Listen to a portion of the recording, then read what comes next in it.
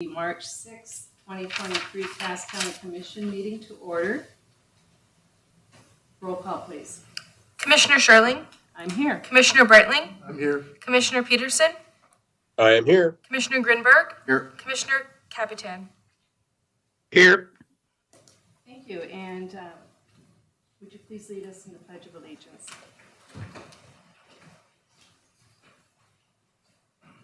I pledge allegiance to the flag of the United States of America, To the republic and to the republic for which it stands, one nation, under God, with liberty and justice for all. Welcome, everyone. You have before you the minutes of the previous meeting. Are there any corrections or additions or a motion to approve? We'll move. Second. All those in favor say aye. Aye. Aye. Opposed, same sign. The minutes are approved. You have before you the order of the agenda. You had a couple of additions on the consented agenda. You were notified that there was an authorized purchase of wetland mitigation credit, purchase of cybersecurity liability insurance, purchase of Verizon Connect, purchase of ultralight turbo kit, purchase of less lethal law enforcement equipment, purchase of annex remodel lighting and paint, and purchase of carpet cove base was added. That will be to the consent agenda. And then on the regular agenda, we'll put it under item 6, accept the 2023 IIJA cybersecurity grant. Mr. Henderson will present that. Could I have a motion to accept the changes and accept the order of the agenda? So move. Second. Thank you. It's been moved and seconded. Any further discussion?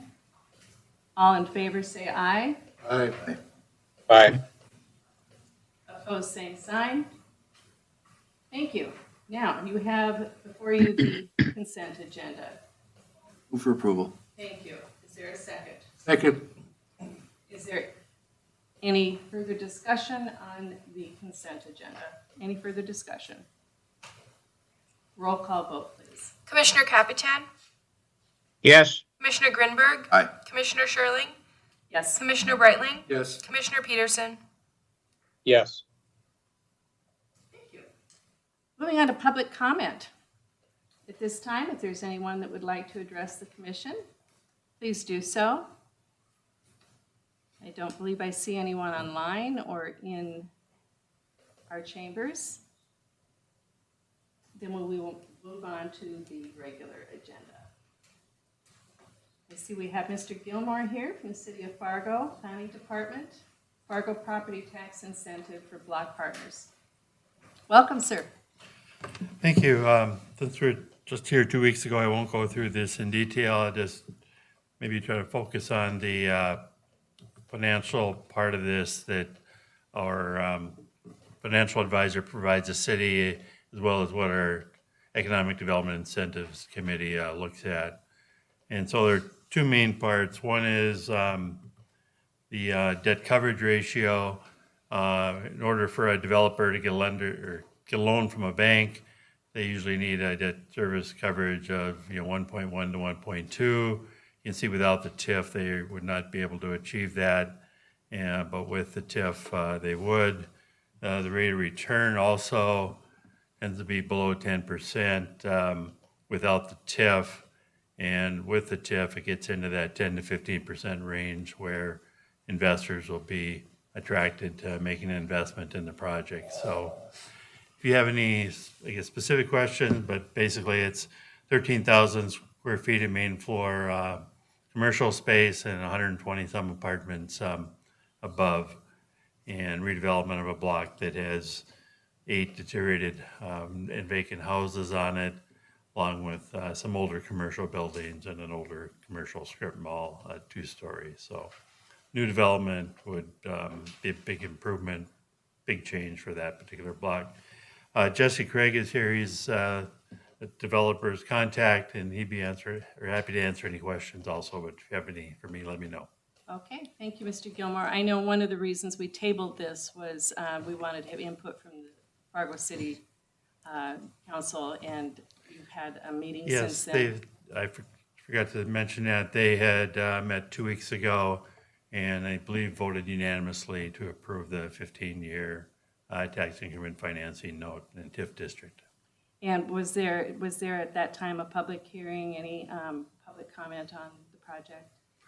There was a public hearing. I don't believe we had any comments. Okay, and this would be a question for my state's attorney. I don't see that we have a public hearing here on the agenda, but do we need to have a public hearing for this? That's a great question, and I can look into it and get back. Well, I can certainly, to cover our bases, I can certainly open a public hearing, but we haven't noticed one. So I'm just curious, and I apologize. No. I'm just used to, at this point, having a public hearing, so maybe we don't need one? Madam Chair, I don't recall that in the past. We have to give if you chose not to participate as proposed by the city, we have to give them notice of that within 30 days. And I don't recall that in the past we have opened a public hearing to consider these participation proposals. Okay. I'm fairly familiar with the statute. I'm not calling any public hearing other than the city has to have one on both the development agreement and the TIF creation. Okay. Chair Peterson does have his hand up. Oh, I'm sorry. There he is. Okay. Commissioner Peterson. Thank you. Just reiterating what Mr. Gilmore said, there's no need for a public hearing at all. Okay. I'll take your word for it, Commissioner. I did receive, and I believe maybe the other commissioners did receive one public comment regarding the project, and part of it was just concerns about the exterior, which has nothing to do with this body, and then the other issue was they disagreed with our participating in TIFs at all, from my understanding. But that was just one person that we heard from. Okay, does anyone have any questions for Mr. Gilmore or for Mr. Craig? Or a motion?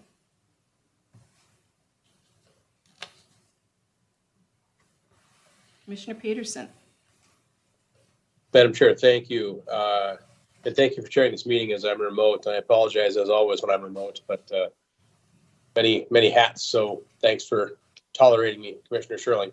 I think we got a little bit more information on this outside the meeting here. I do think this project is worthy of some support. I'm still struggling with the 15 years as I have in the past, regardless of end goal, unless it's a generational project or something to that effect where it's hundreds of millions of dollars as we've supported in the past.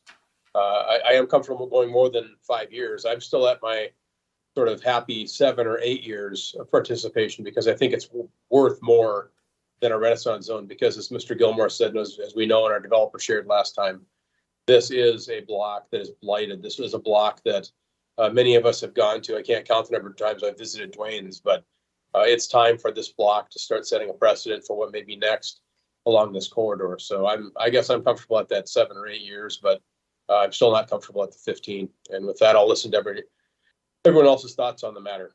Thank you. Thank you. Anyone else? Please, Madam Chair, Please, Commissioner. maybe Robert, the mechanics of this, if Commissioner Peterson's last point, say we granted 7, that would be our portion, and the city of Fargo would 15, they would stay true to their 15? Correct. That in the past, that would become a calculation between Mr. Montplaisir, Ms. Madriga. I don't know if we've had one in your time where it was approved for a full period and then the county participated in only a portion of it. That becomes a calculation that it depends if there's a developer agreement. If it were a developer agreement where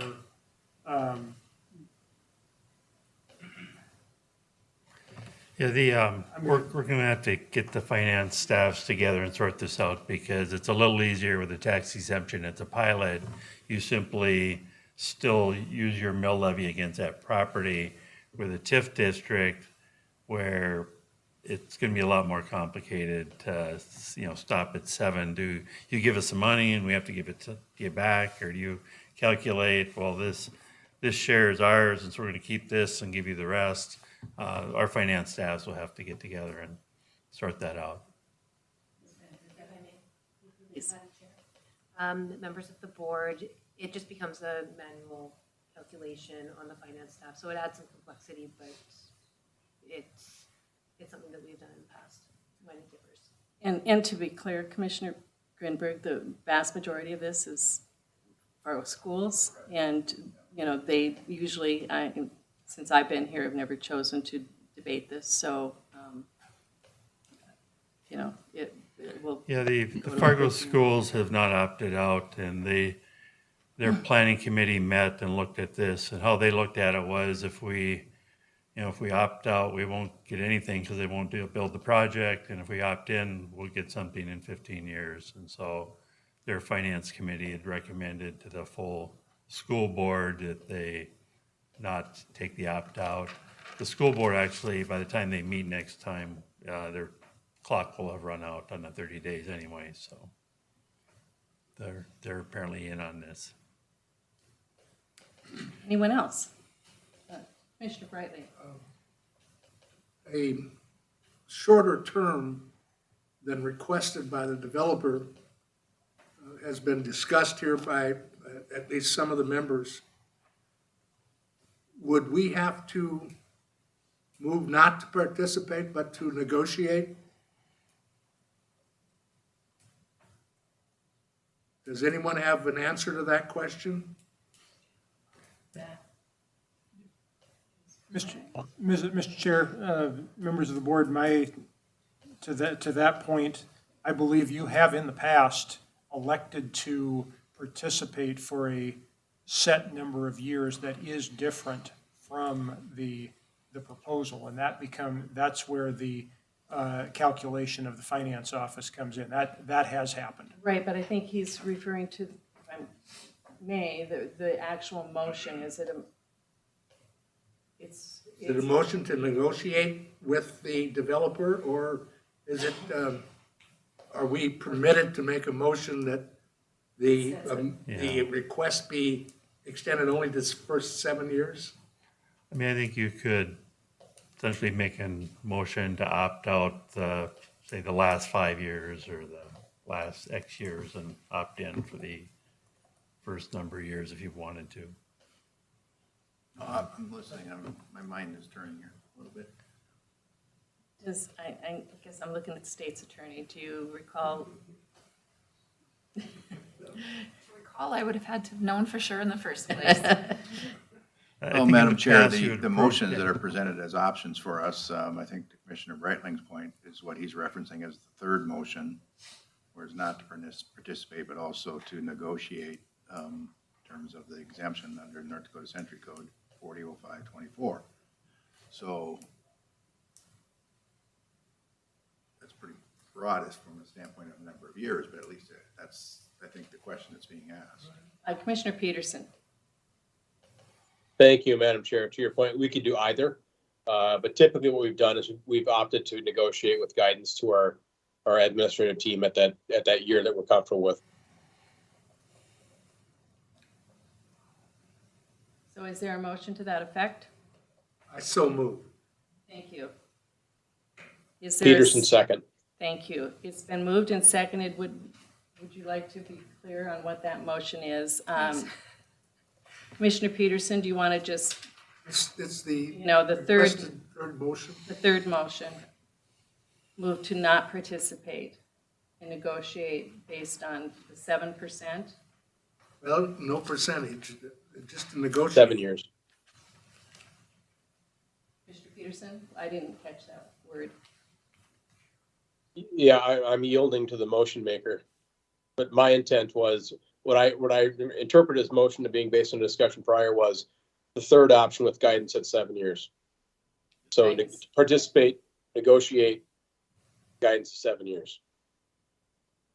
Madam Chair, the intent then being 7 years, for me, it's more, a data point that if we're going to negotiate this, if it's 7 years, I think whether it's our county auditor or the county administrator making a recommendation based on the analysis of the data, what does the rate of return change, and is it reasonable for a 7-year window or a 9-year or a 10-year? I think I would agree that 15 for a project this size is maybe a stretch, but I think just to pick a number based on without having, empirical evidence seems to be a proper next step, which is in sync with emotion.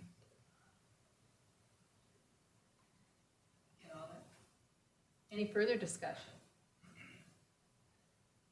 Any further discussion? Roll call vote, please. Commissioner Peterson? Yes. Commissioner Grinberg? Aye. Commissioner Capitan? No. Commissioner Sherling? Yes. Commissioner Breitling? Yes. Thank you. The motion carries. Look forward to the project. Item number 2, abatement hearing for Y&O Fargo Plaza. Mr. Perkazzi.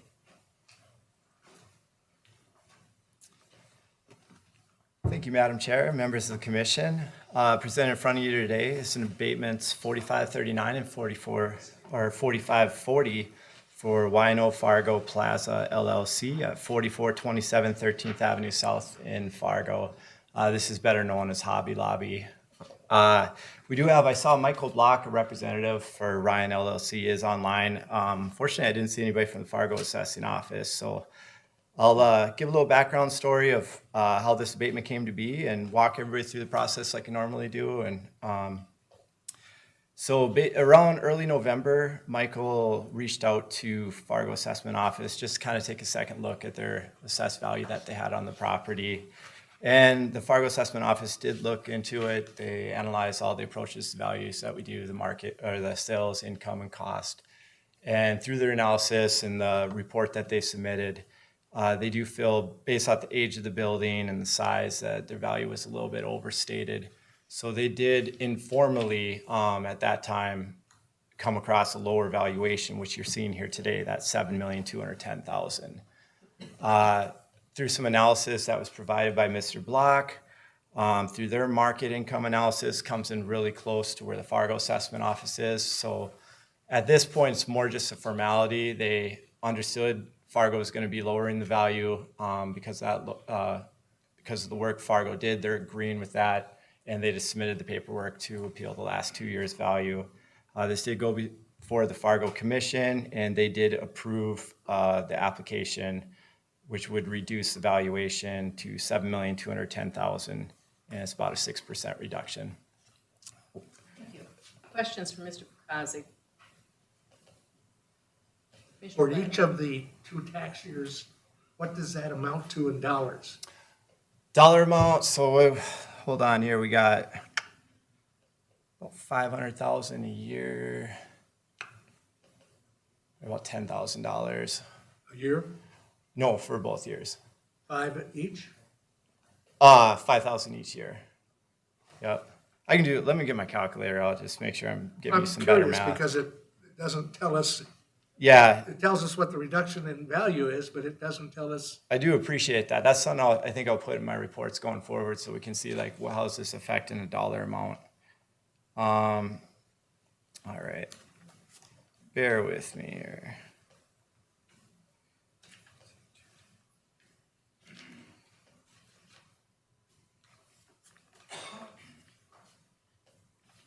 Yeah, I apologize. It's going to be a little higher than that. It would be closer to about $14,500 for the 2 years.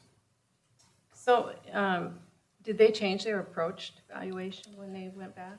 They didn't change their approach. They just observed comparable properties that they felt were similar, and they felt that they were coming in a little bit too high based off the size and the age of the building, and that was reflected through the sales that they studied. The analysis that they provided just, they were pretty close, but they just didn't feel comfortable with where they're at on a dollar per square foot amount. And they felt like more within moving it down to that 70, let me get the exact amount, I apologize.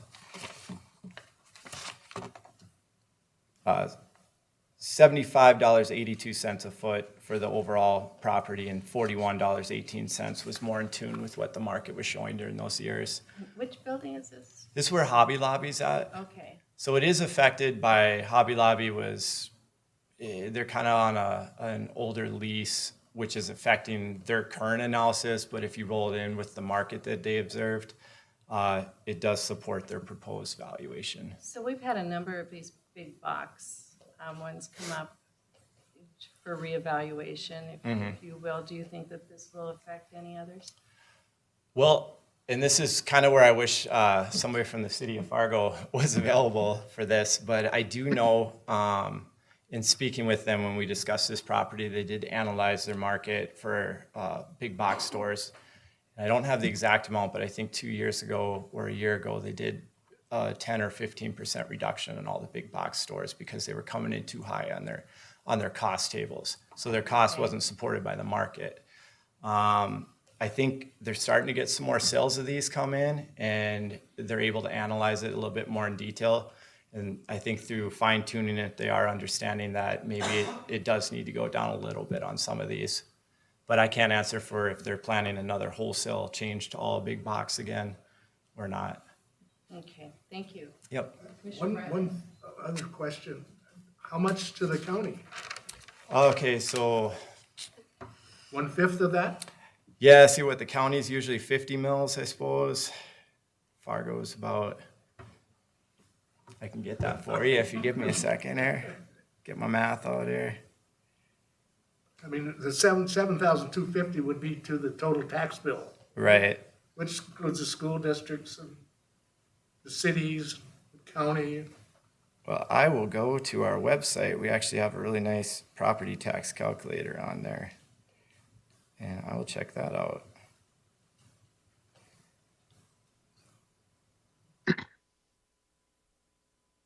Hi, this is Michael Block from Ryan LLC. If I could just add one thing about the valuation of the property here. Yes, the actual one moment here, Mr. Block. Okay.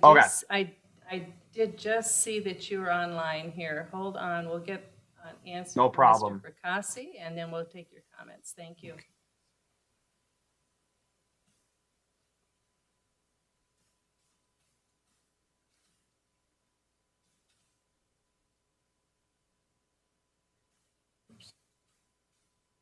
So that's about $1,292. About $1,300 a year.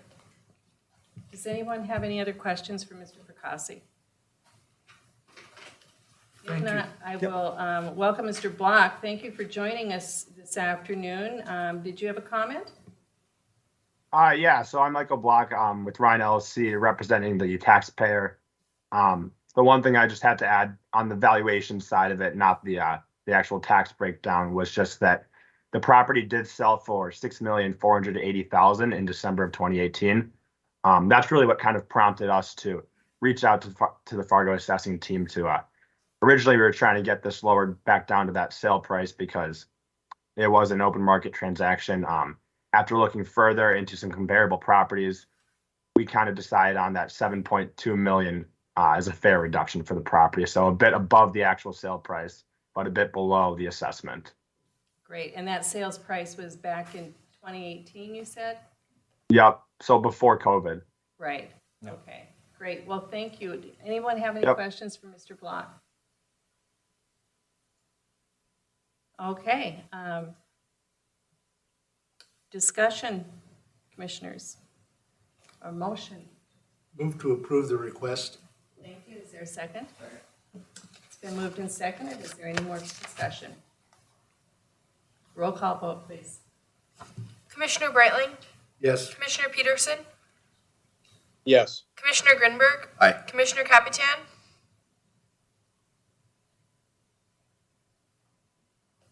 Yes. Commissioner Sherling. Yes. Thank you very much. All right. Thank you, Madam Chair and Commission. You bet. Thank you, Mr. Block. Thank you. Item number 3, Resiliency Support and Therapy Agreement. Sheriff Johnner. Good afternoon, Madam Chair and members of the Commission. Over the past 2 years, going into our third year, we've been utilizing this resiliency, excuse me, resiliency grant that we've been a part of to assist our officers with their mental health well-being.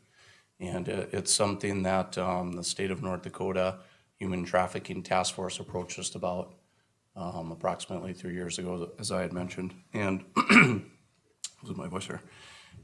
Basically what it was is they were looking for agencies to partner with to try to use this grant to see how it could benefit officers who might be experiencing trauma from working human trafficking cases with children and other members of our community. And they had gotten this grant to utilize it and try to see if it would help officers use these resources or reach out to these resources. So initially it was our agency in Billings County, I believe, and West Fargo Police Department. And what we found is that we had a number of officers using it. In fact, over this last year, we had 40 officers from our agency alone utilize this program to help with their mental health well-being. So as everyone knows here, we utilize EAP and we can use their resources as well to help with some of this. But what we found, and then this is nothing against EAP, they certainly provide a great service and we use them from time to time for different things as well. This particular resiliency grant or program, the individuals that are helping to visit with officers during these traumatic events are more trained with working in law enforcement and understanding what law enforcement might experience when they work through these events, these critical incidents. And so they can relate a little bit better with our officers. And so I think that's why we're utilizing it more. And in fact, sometimes when our officers have contacted EAP just because of how busy they are, they've had to wait for a month or longer to get in and talk with some of the counseling staff there. So we've been getting this service provided to us through a grant, and the grant is ending. And there's been a push from law enforcement statewide to have money for this program to continue under the Attorney General's budget going forward, so that law enforcement can continue to utilize this. However, that won't be accepted or approved until August after the legislative session if everything goes through, and it appears that it probably will. There's a lot of favor for it right now. But right now the grant has ended, so we have a little bit of a period here from now until August 1st where we can no longer utilize the grant funding to provide this service. So what I'm asking for is permission to take funding out of a line item, our services contract line item that we already have. We already have the money in place. I feel like we'd have enough to cover it in our current budget without asking for more. But it could potentially be up to $13,000 given the frequency that we're using it. I mean, it could be less than that, but I would expect that that would possibly be the most. And of course, as you guys know, anything over 5,000, you have to ask permission for. So I'm simply coming here to ask that we could have permission to potentially pull money out of our line item for services, contracted services, to cover this until we find out if it's going to be approved through the Attorney General's budget to continue on. Thank you. So I'll turn to my finance director. Does this fit in with our policies? Chair, members of the board, yes, that would fit in with our policies, dependent on what was budgeted in the contract services line item, and if that would impact any other services that you were planning on rendering. Yep. Thank you. And Sheriff, so is this, how do they develop this in your department? Do they reach out? Do they have a session that they reach out with everyone, or what do they do? Yeah, so Chief Deputy Holland, if you could go maybe for a minute. So Chief Deputy Holland oversees our budget and some of these grants, and he's been working and having regular meetings with this group that kind of initially started. So I would probably defer your question to him. He's got a little bit more knowledge of how the working order of the grant. So. Commissioner Sherling, what they've done is they vetted, when we started with this grant, they vetted a few counselors, that two of them are in Fargo and one are in the Bismarck area. because it was a statewide grant. And so when they take care of this, they give them at least 8 sessions to start out, up to 8 sessions. And it's not taken out of their insurance and stuff like that. So that's where it's kind of been, we've had 40 people take advantage of this. Did that answer your question, Madam Yes, Chair? it did. Yeah, Okay. thank you. So I used to work in emergency services, and, we didn't have anything like this. Afterwards, people smoked or drank or did something, I don't know, to try to decompress in the ambulance garage afterwards when you had, some traumatic event. And, PTSD is real, especially, when you're facing some of the things that you're facing on a day-to-day basis. So I think this is very appropriate, and I hope it helps. Yeah, it is, and I think that, the notification is anonymous. I think that helps with, and a lot of it is for EAP as well. But a lot of times our stuff for the EAP, we refer it, supervisors are referring it, people can still access it if they need to. But I think people feel just a little bit more comfortable given some of the circumstances. We certainly are still going to utilize EAP. This is not to take place of EAP. This is just for those certain circumstances where people are experiencing trauma in these certain categories that I mentioned.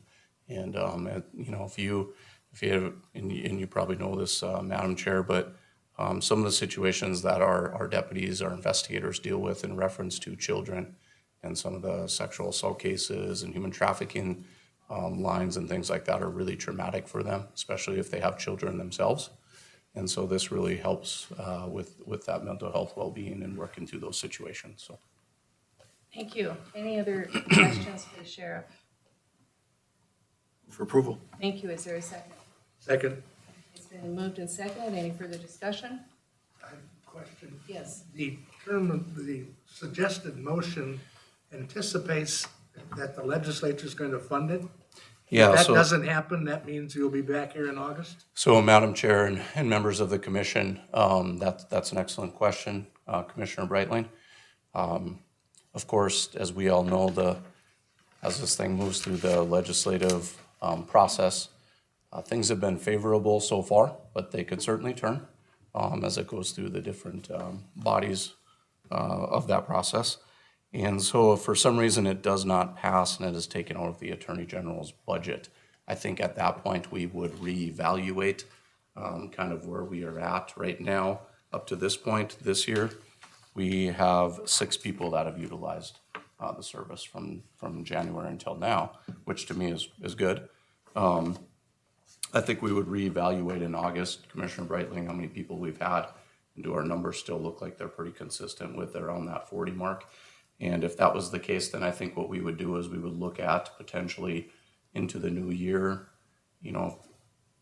hopefully in July we would know, so we could maybe include that into maybe a new year budget if we were going to go that route. We do have another program that we are initiating called Cortico, which is another program for mental health well-being, which is on a little bit different lines, but it's an app that we can download on our phone and people can access it that way. That's kind of a little bit different program. So we're kind of in the stages of feeling a few things out and what might work the best. Certainly our rock is going to be EAP. We always want to maintain that, but these would be for more specialized circumstances, I believe. So, Thank you. yes. Any further discussion? Roll call, please.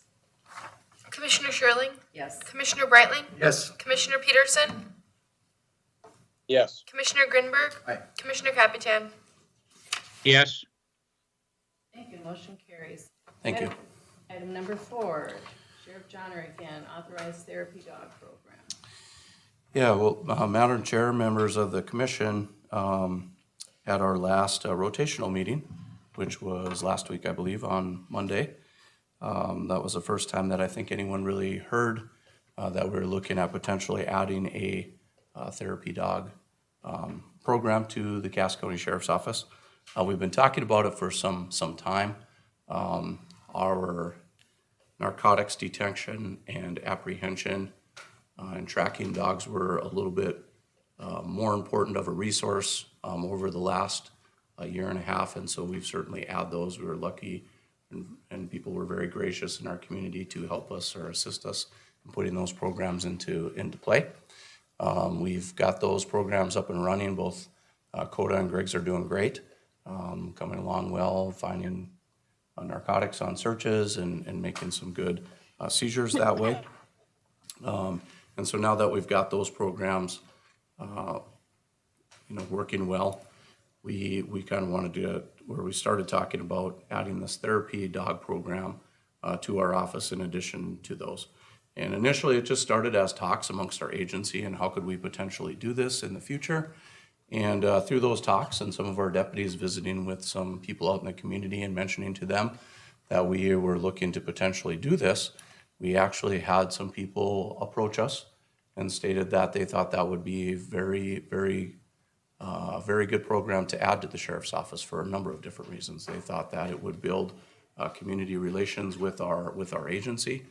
There was talk about bringing that dog to some of the fire departments and some of our rural EMS to build relationships with them to help them through situations, bringing it to the schools to utilize through our school resource deputy programs and build relationships with students in our schools. And then our investigators brought it up as far as using it for conducting interviews with suspects and kind of making them feel more relaxed and things of that nature. And so as those talks began, we had people from our community once again come forward and say that they would like to donate money to Cass County government, the Cass County Sheriff's Office, and they would like to partner with us and to add a therapy dog program to the Cass County Sheriff's Office. So of course we were extremely happy about that. We certainly didn't go out and solicit a lot. We just, again, through our both Griggs and Coda, we were very fortunate, very, very good partners within our community that wanted to partner with us. And then now once again with this therapy dog. So we, if nothing else, I feel very fortunate that we have a community that wants to work together with our agency and build these important partnerships. So that's always a great thing to hear. So in doing some research and what it would take to put this program together, Chief Deputy Holland did that, because mostly what we knew that we would need would be to purchase equipment. And what I mean by that is we would have to equip one of our current patrol vehicles with a kennel in the back and a fan in the windows so that we could regulate the temperature for the dog in the summer and the winter time, and that dog would be able to be comfortable while they're in the vehicle.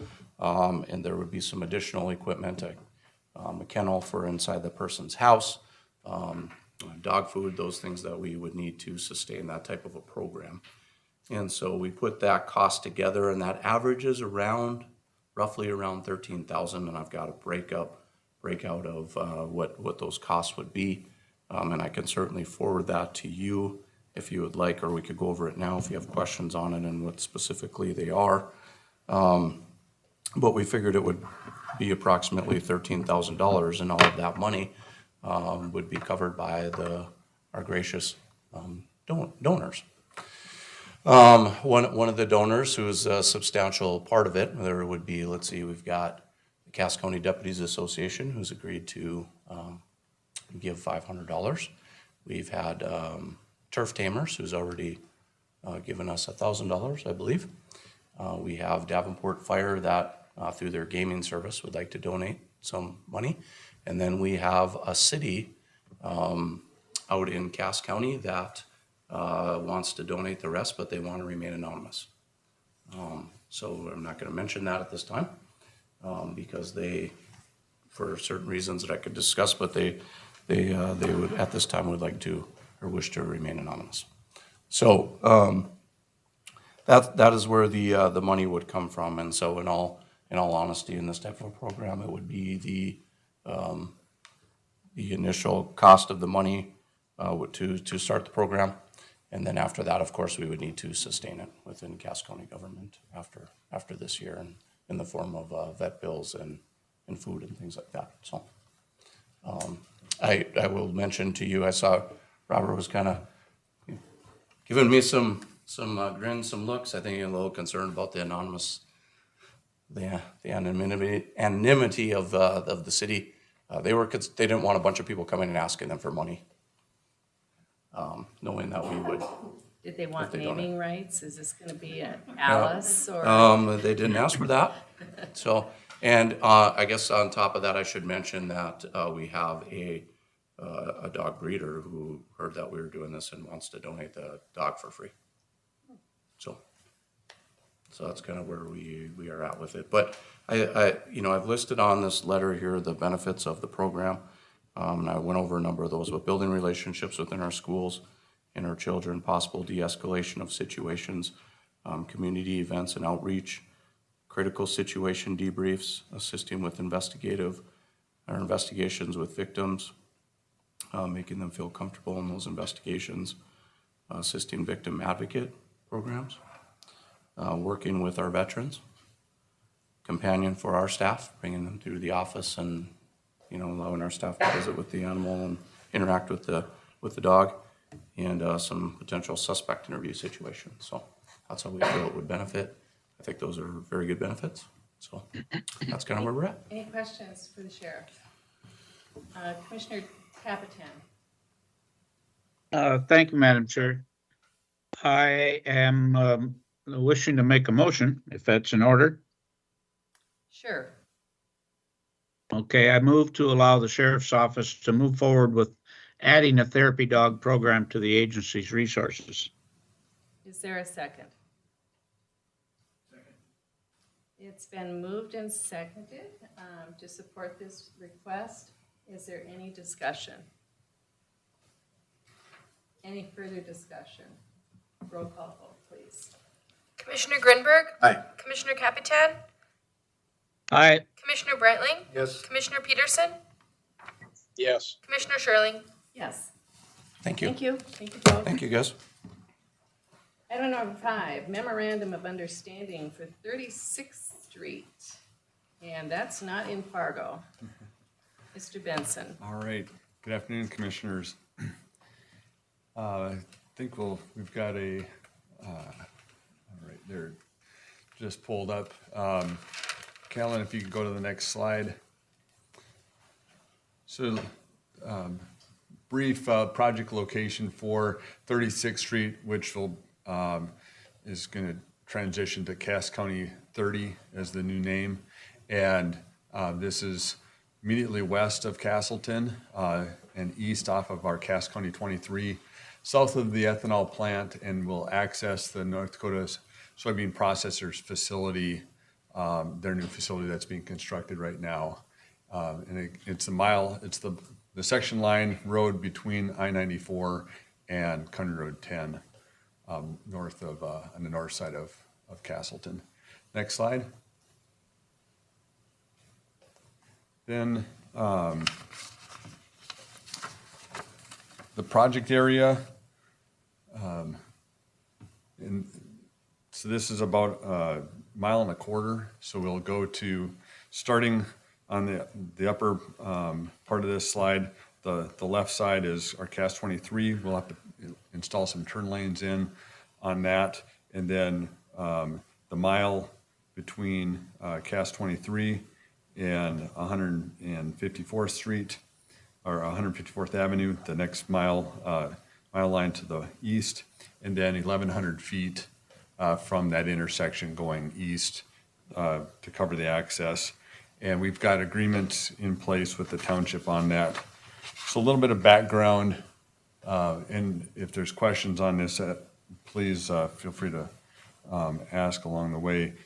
Some background, this project, we've been in the development of this for the last 18 months in different discussions with members from the state of North Dakota and Commerce Department, the North Dakota DOT, as well as the townships and NDSP. We do have agreements. Callan, if you can go to the next slide, please.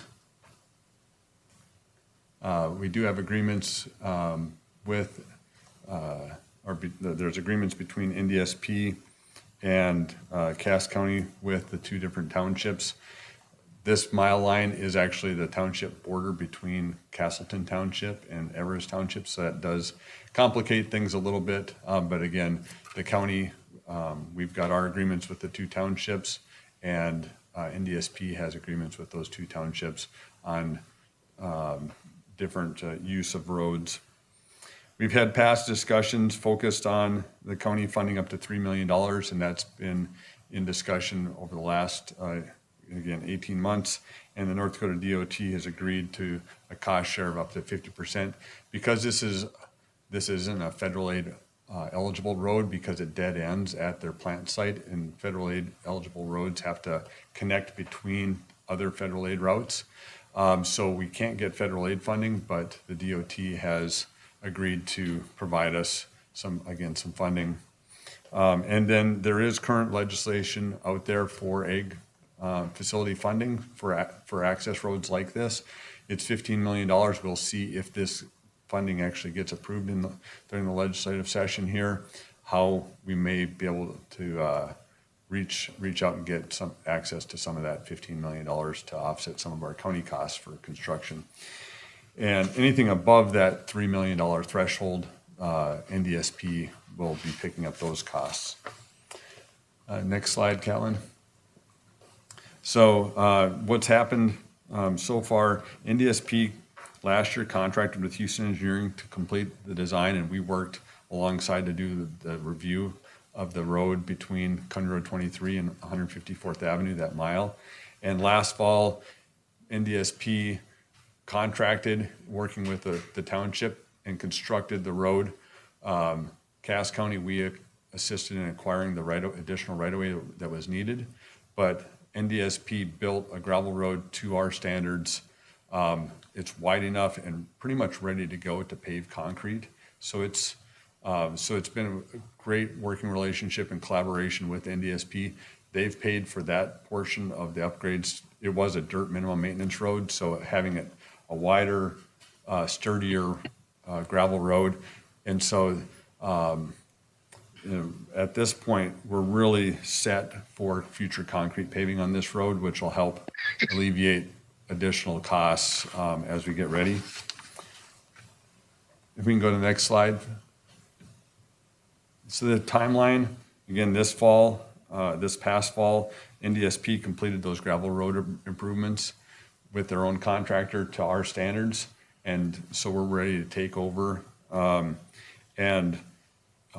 The next step this summer, and we've already bid out and have a contract to install the crossing on the legal drain to access the NDSP site off of the east end of this project. And then the final portion will be in 2024 when we'll do the concrete paving from Cass 23 out to the project site. So part of the reason for this phased approach is they need, in their collaboration with the townships, the north-south road, that 154th Avenue, the townships really don't want to have a lot of heavy truck traffic on that. So this summer, NDSP will bring in all, starting last fall all the way through next spring, really, a year from now, NDSP will be bringing all of their equipment, materials to build their plant facility on this new road, this gravel road. So that was the kind of the impetus of, let's get the gravel road built. It doesn't need to be concrete right away. And actually we'll end up getting a better road out of this, because a year and a half and three freeze-thaw cycles and a year and a half of heavy trucks going over it will get that road compacted. So when we pave it with concrete in 2024, we should have a road that's ready to last a really long time to access. And this facility is expecting to get roughly 300 to 400 trucks a day, upwards of 600 trucks at high capacity during harvest time. So quick question for you, Jason. That 154th Avenue, that's the one that gets stacked up with trucks, correct? No, 154th is just a gravel road. It's Okay. The south mile is Everest Township, the north mile is Castleton. Is this going to help alleviate that stacking, that congestion that happens? This won't alleviate any issues on Cass 23 for the ethanol That's plant, what I meant, what this will. One good thing in working with NDSP, we'll have the turn lanes going onto 36th Street, so that soybean trucks going to this facility will be able to, use those turn lanes and get off the road.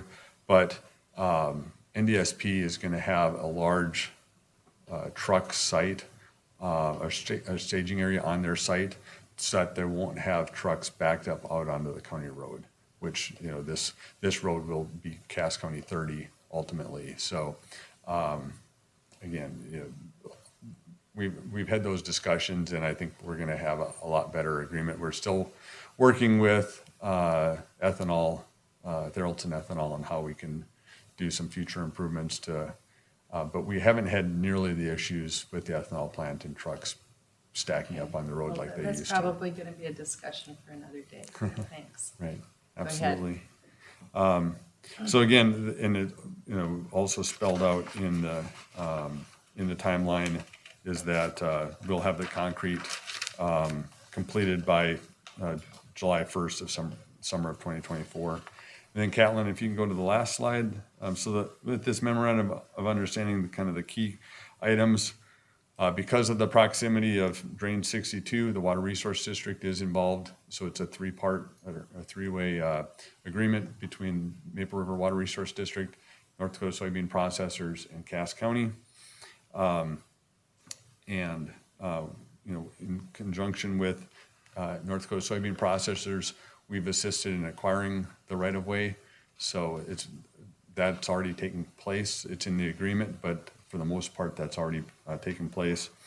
And then really the key pieces to this is that the $3 million will track those costs. Anything over $3 million, we will submit to NDSP for their reimbursement. Because they did the road work last year to get that gravel road improved, I don't see us sending them a really significant bill. I think we'll be over that $3 million to complete the remaining work, but I don't think it's going to be substantially. And that's when we looked at the cost estimate for the total project, it was over $4 million. And that's when NDSP said, well, that they would just work with the township and construct the project last year to get it to that improved gravel road. So again, we've had a great working relationship, and I think this is a good agreement. It gets their facilities, you know, good access while they're constructing it, and ultimately we'll have a great. And just to clarify, this was previously approved. These funds were previously approved, and you're just asking for the MOU today. Correct. Correct. And so these funds have been discussed and approved in previous meetings, and the budget for this year includes the funding for the gravel road improvements and crossing into the site. And then this summer, during budgeting time, I'll be coming forward with the budget items for 2024 for the concrete paving. Very good, thank you. Questions, commissioners? Like progress, Madam Chair. It does. Jason's busy out there. Is there a motion? Move for approval. Thank you. Is there a second? Second. Any further discussion? Roll call vote, please. Commissioner Capitan, Yes. Commissioner Peterson, Yes. Commissioner Grinberg, Aye. Commissioner Sherling, Yes. Commissioner Breitling. Yes. Thank you. Motion carries. That's an interesting part of the county out there with Grand Farm going in, and you know, just a lot of activity. It's going to be interesting just going down the interstate, how it's going to change the landscape as we're. Thank you, Madam driving Chair. by. And another thing that will add to the complexity, we have had some discussions with North Dakota DOT, and they are moving forward with doing improvements to the interchange at Cass 23 and I-94 in 2024. So they'll be widening. It's a very narrow 24-foot wide overpass.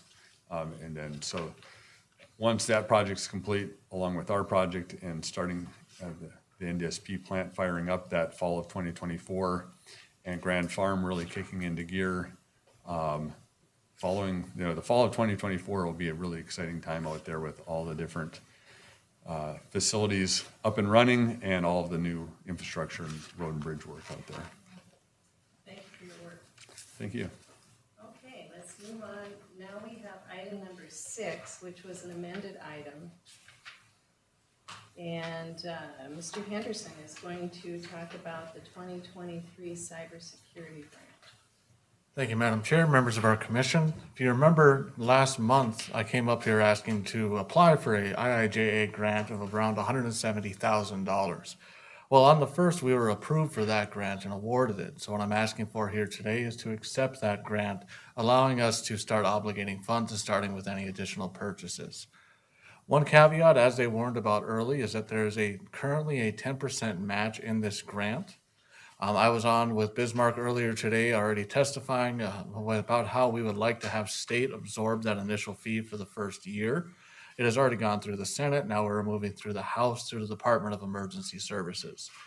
There was no concerns on that. It looks honestly like it's going to go through unless something else changes. This would be $153,000 coming to Cass County currently. The other $17,000 would be made up of existing IT funds, unless the legislature decides to pay for that, in which case we would receive that as well. So at that point, I'm really open to any questions and hoping we can accept the grant so we can start doing some great work. Thank you very much. Questions? Will the state's attorney's office get any of this fund? These will actually affect approximately everyone in the county, so these will be impacting all of that.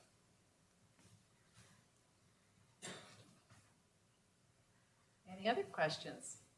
Move for approval. Thank you. Is there a second? Second. Moved and seconded. Any further discussion? Roll call, please. Commissioner Breitling, Yes. Commissioner Peterson, Yes. Commissioner Grinberg, Aye. Commissioner Capitan, Yes. Commissioner Sherling. Yes. Thank you Thank very you. much. Item number 7, Mr. Wilson, you've been working on a commission policy manual. I want to say Madam Chair, but with you in the role of sitting in for Commissioner Peterson today, it's a bit awkward. But Commissioner Sherling, members of the board, this is one that I took on as a project about a year ago to begin with, and really truly got overwhelmed very quickly, to speak frankly. The Commission Policy Manual, as Mr. Montplaisir always described it to me, originally came about really with prior two people in my position, Ms. Johnson, at some point in the past, going through and creating the policy really from previous commission minutes and developing that policy out of past commission actions. And so it's a very good effort, but as we have refined the commission or the personnel policy and other individual department policies, there are some areas of redundancy and some areas where we're essentially parroting state statute. And so I would say effectiveness of what we have in the Commission Policy Manual left some opportunities for improvement. And so Taylor really is the one that took the reins of it this time. And really we are starting with just that first broad swath at the things in here that just don't serve a purpose, essentially, and creating a green, yellow, red light approach of what is something that needs to be in here, what are the things that we need further review on, what are the things that we have heard from department heads in the applicable policies that are not needed, either because they are parroting statute or they appear somewhere else or they conflict with individual department operating policies. So this is the first of several stages that we're going to bring to you, but this is the first step to really get a commission policy manual that is useful and provides guidance for you and the entire organization. And there will be considerable additional work getting to this point, moving forward from this point. But this is a important first step, and Taylor and Tracy have really done some very good work to review these with the number of department heads that have provided input as well. So Robert, I've looked at these over and I noticed that, that there are, there's some policies being eliminated, for example, for first aid and a lot of, seem to be a lot of redundancy in emergency management, but also just in some first aid requirements for employees. Are we eliminating anything that isn't duplicated? Are there policies that are disappearing that that maybe we should be reviewing as a commission? And I probably will defer to Taylor here for some of the more detailed answers, but you mentioned emergency management. When I started this effort a number of months ago, we reached out to department heads and asked them to review these policies that were applicable to their departments. And a number of departments got back with very detailed answers. Mr. Prochniak in emergency management was one of the ones that got back with very detailed answers. And that's why you see a lot of red related to emergency management related activities. A lot of redundancy, I assume, in handling of hazardous materials between vector control and weed board, not weed board, but weed management. And that certainly seems appropriate. My only concern would be if we're eliminating any policies outright.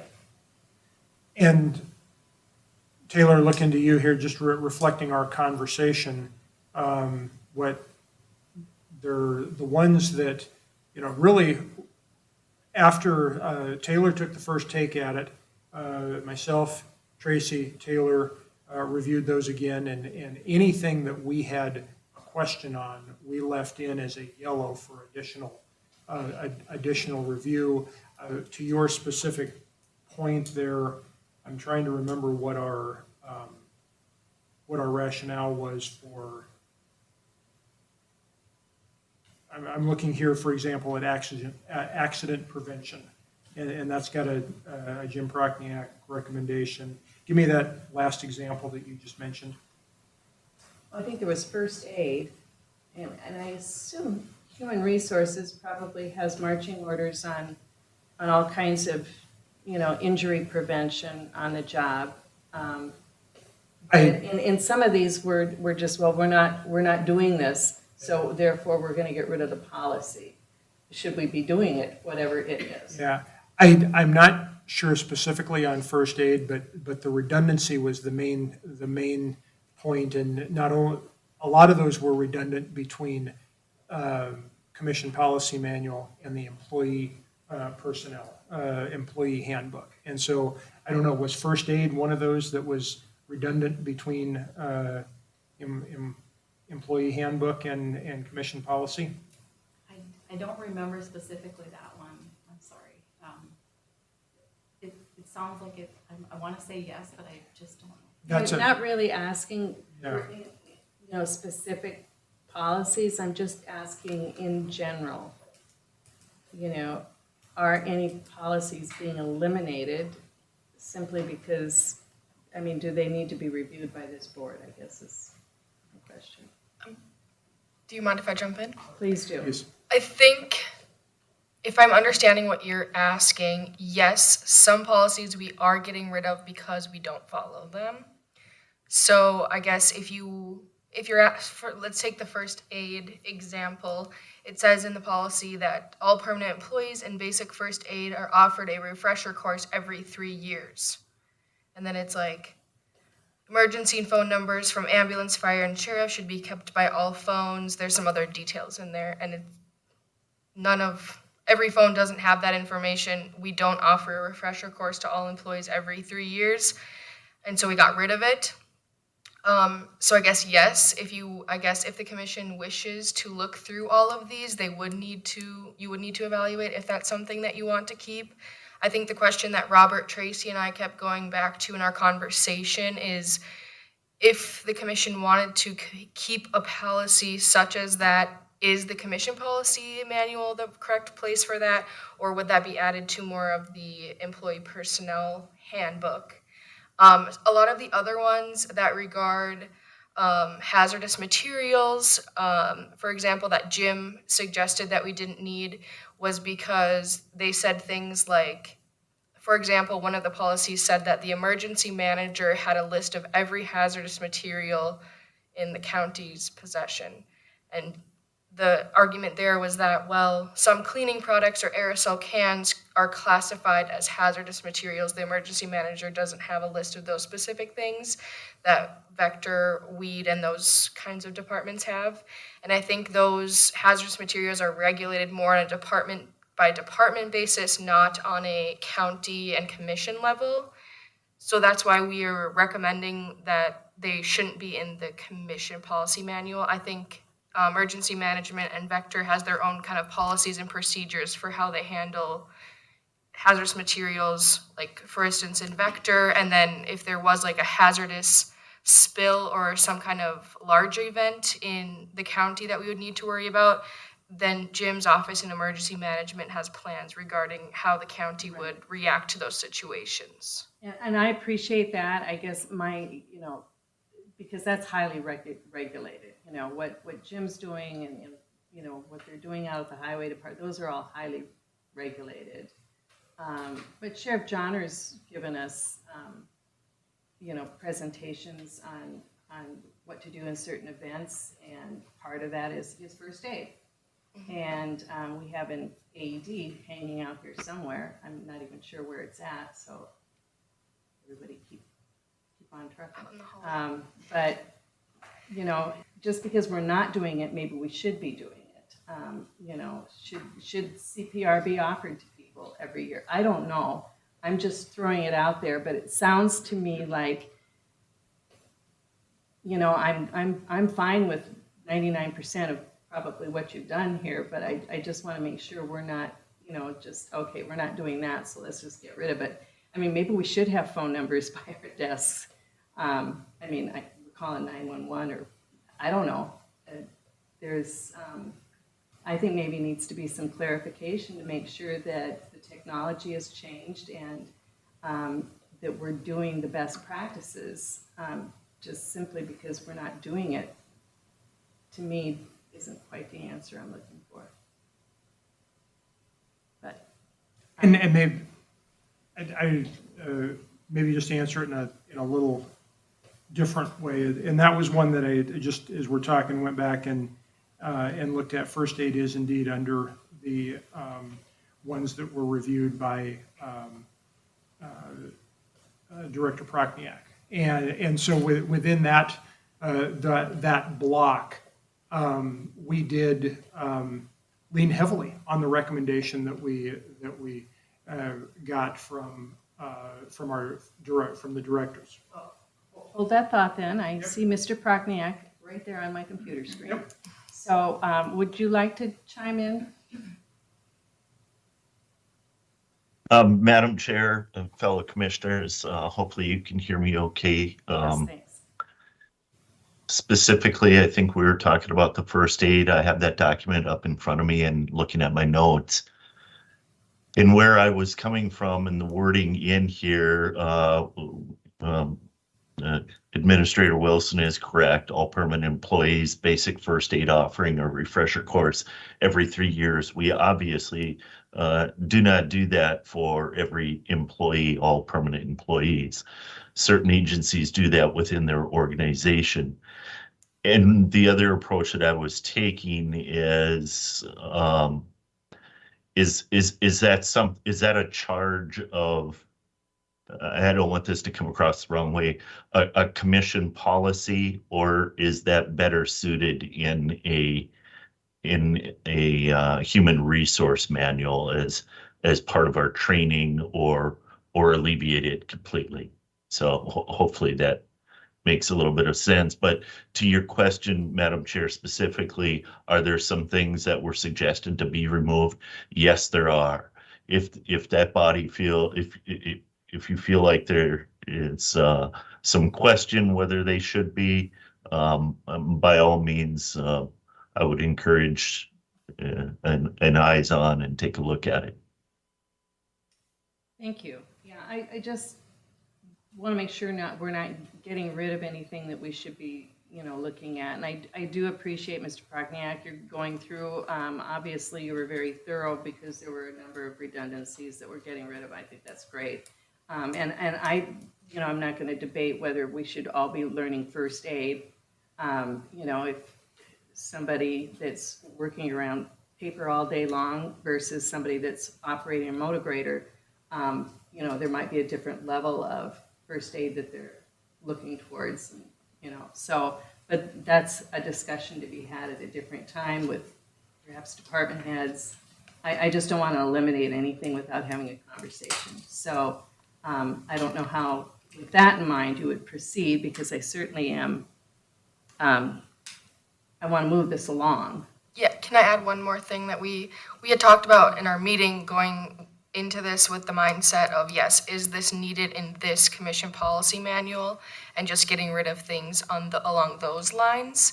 So, and we've kept notes of like policies that we maybe need to look at again, or if we found them in the employee handbook. So maybe it's the fact of, if you're looking through these and you say, okay, we want to look at the first aid policy, this policy, and you agree that yes, like Jim said, not needed in the commission policy handbook, but maybe we should reevaluate this after this update and add it to the employee handbook. Maybe we could make notes of, these are policies we took out, we want to add them back to the HR policy manual. Maybe we could approach it more like that, because I think that's the mindset that we kept going back to when we were going through these in our meeting, is like, fundamentally, is this a good policy? Yes. Is it needed in this specific manual if it's already in the HR policy, or if it doesn't apply to commissioners when they're thinking about county business? Yeah. And I mean, it's just that, this is being asked by the county commission to approve a commission policy, and we're pulling it out. I just want to know where it's going. So with that, I certainly agree with, updating this manual. I think that's great. Commissioners, anybody else have any comments or questions? Or a motion? Or Commissioner Peterson, you look like you're ready to say something. Yeah, Madam Chair, I was under the impression that you basically took what little bit of thunder I had on this regarding context, and the redundancy comment was the thing I was going to bring up as well. So I guess I'm leaning more towards our team members or leadership, in that if they think these should be either removed or relooked at, I'm more than comfortable with that. I do think it is prudent to do a double check on this. We always, the easy ones are the 911, right? Just what you talked about, Commissioner Sherling. But I wouldn't mind supporting this, making a motion with caveat of, please go back, whether it's the HR team, whether it's our individual department heads that redlined, for lack of a better term, I guess, redlined out some of these policy items to relook at them, just to double check to make sure it's simple redundancy and they're not needed. So I'd make a motion to that effect, actually. So make a motion to support the amendment to the policy manual with guidance from our leadership team to double check to make sure it's prudent to remove these items. Thank you. Is there a second? Second. It's been moved and seconded. Any further discussion? Any further discussion? Roll call vote, please. Commissioner Sherling? Yes. Commissioner Breitling? Yes. Commissioner Peterson? Yes. Commissioner Grinberg? Aye. Commissioner Capitan? Yes. And the motion carries. Thank you, everyone that's been working so diligently on this and continue to work on this. Look forward to seeing some more. So let's go on to item number 8, the Fargo Dome Authority appointment. Robert, were you going to introduce this, or is it kind of self-explanatory here? Yeah, Commissioner Sherling would just say that this is a appointment that is coming up. We've had the request from City of Fargo to make an appointment. This is a little different than the past when we had this request. At that time, it was back in 2019. The city requested a number of potential applicants, and then there was a selection among those, that pool by the city. This time we just got a request for an appointee to the Fargo Dome Authority Board. So that's the only variation at all, but no other information or peculiarities about this one. And have you gotten any interest in this position? I believe one of your colleagues has, Right. expressed interest, but outside of the board, I have not heard of anybody. Madam Chair, Yes. to add to Mr. Wilson's point, I think we all received an email from former Commissioner Steen this afternoon as well. Yes, and we've been really fortunate from Cass County's perspective, I think, to have Commissioner Steen volunteer on these boards. He is a CPA, and I know he watches over things very carefully and does his homework before he goes to meetings. So I think we're well represented there. I see Commissioner Capitan has his hand raised. Thank you, Madam Chair. I know I had expressed interest in this, but then I contacted Mr. Steen, and he said he was willing to, go forward with it. He wanted to get back on there again, so I would withdraw my name and nominate Rick Steen as the representative. Second. Any further discussion? Madam Chair, I'd just add, appreciate Commissioner Capitan's point of view and support. I believe what I think some of us have heard, State of the Cities, there could be some big news coming as far as overall changes to the Fargo Dome. And I think Rick's acumen in finance would really be beneficial for at this point if those things you hear on the street do come to fruition. Wonderful. Any further discussion? Roll call vote, please. Commissioner Capitan, Yes. Commissioner Grinberg, Aye. Commissioner Sherling, Yes. Commissioner Breitling, Yes. Commissioner Peterson. Yes. And the motion carries.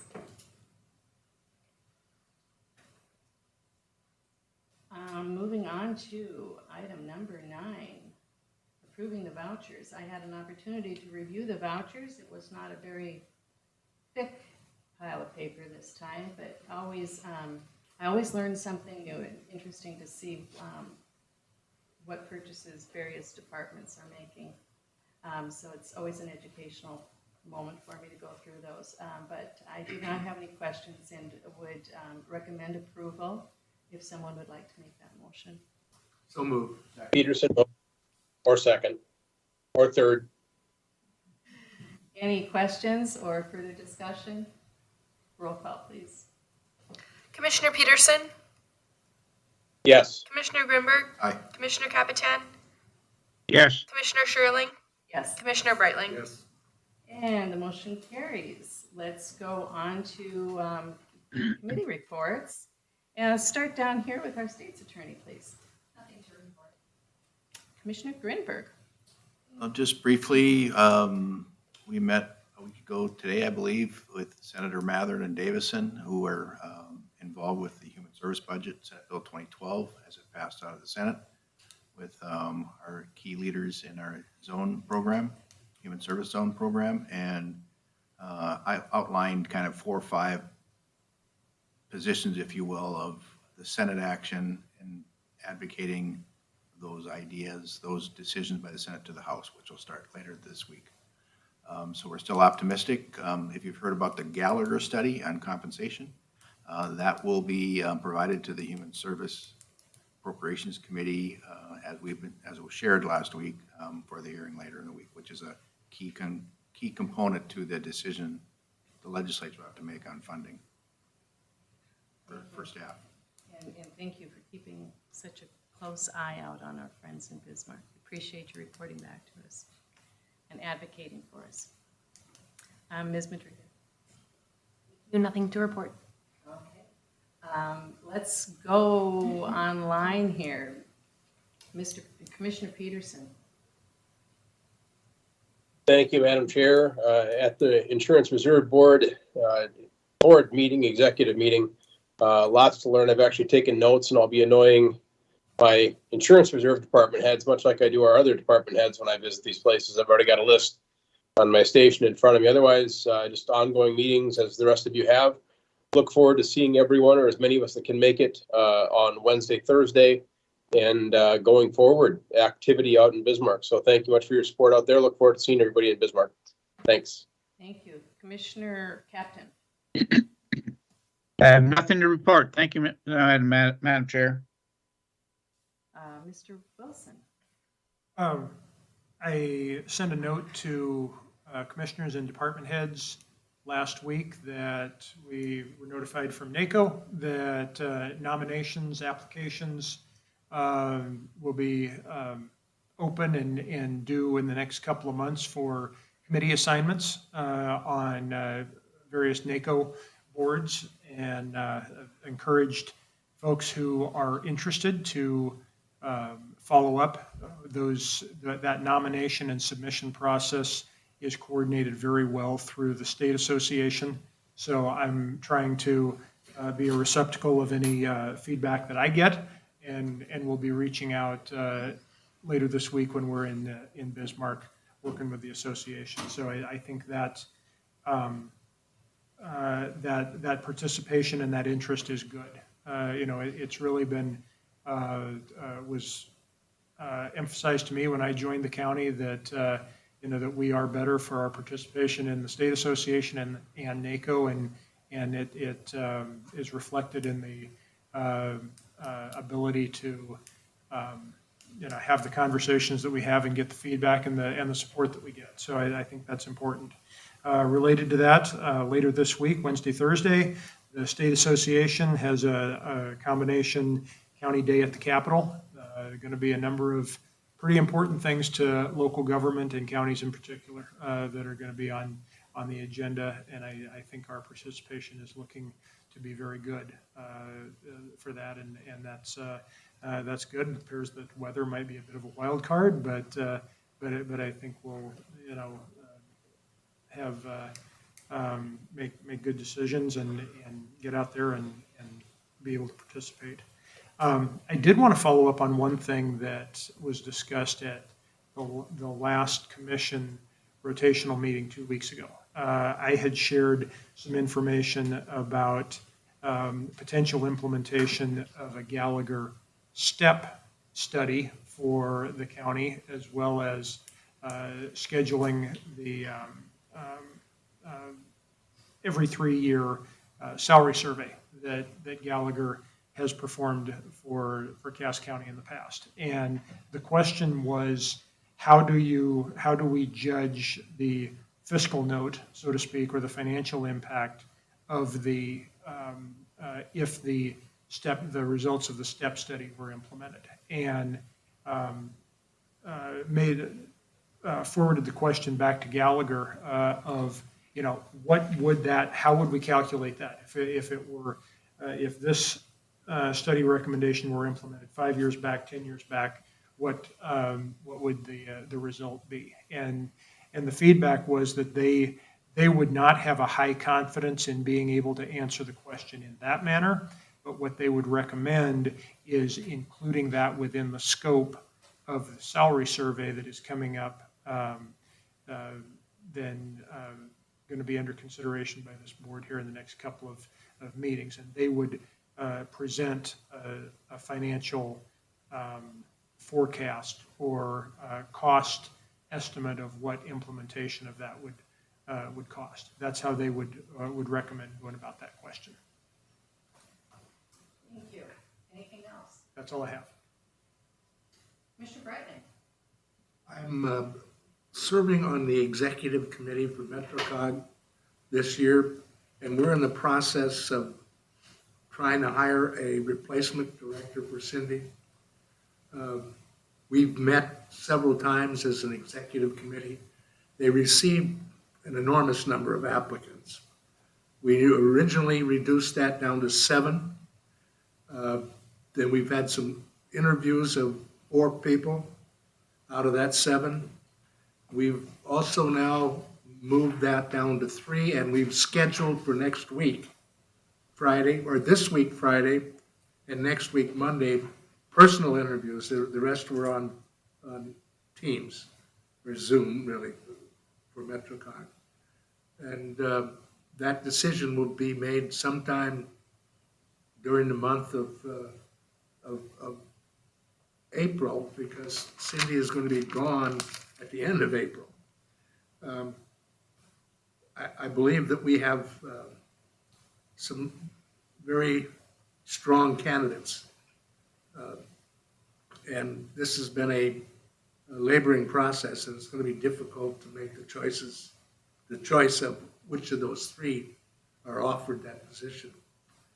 In addition, last Thursday afternoon at 2:30, I showed up at the county shop going to be there for their bid opening, which they got scheduled for this Thursday afternoon at 2:30. So they apparently had to adjust some of the bidding process that's taking place. You must have good snow removal over there in West Fargo that you got out on Thursday. Yes, we do. And that should be all that I need to report on today. Okay, thank you. I've got the regular meetings that everybody else does tomorrow. Thursday morning, we have the Red River Regional Dispatch Center board meeting. I think this will be our second formal board meeting. Or is it our first? No, it's our second. Chad is chair. And in the meantime, we did have a finance committee meeting, and Ms. Madriga was elected chair of that. We've got a budget, and it's going to be really, really tough. So I'm delighted that you're spearheading that effort, and we may have to talk to our partners about the cost. So we'll see where we go. The longer this takes, the higher the price goes. So, but that concludes my comments. Any correspondence? No correspondence. Okay. Well then, is there any other business? Sheriff Johnner. Madam Chair and members of the commission, I just wanted to make a few comments if I could real quick.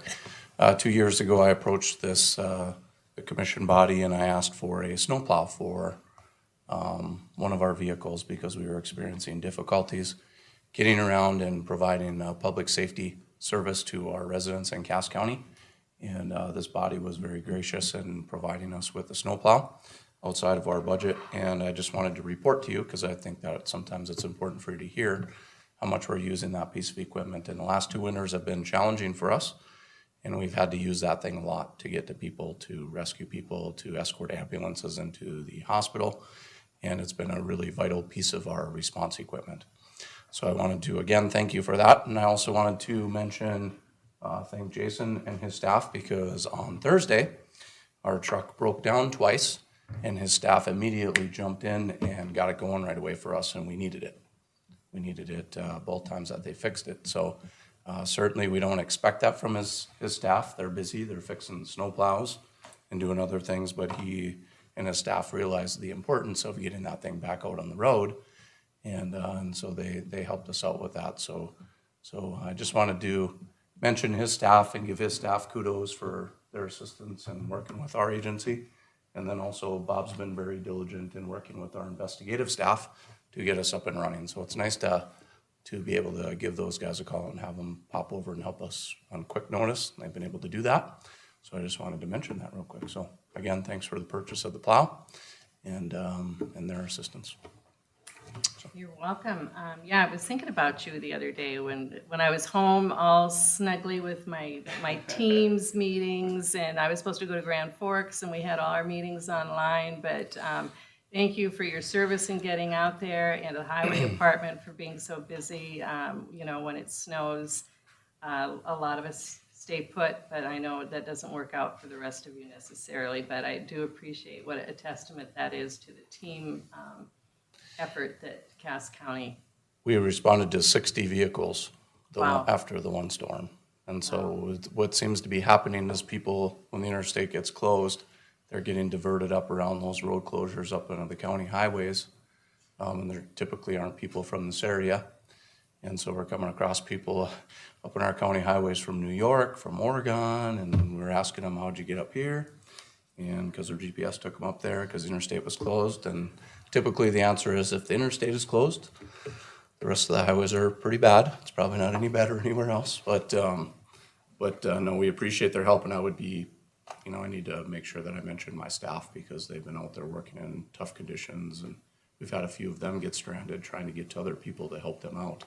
And, a few that have sat in their cars for several hours waiting for us to help them. So certainly appreciate my staff and what they do as well, so.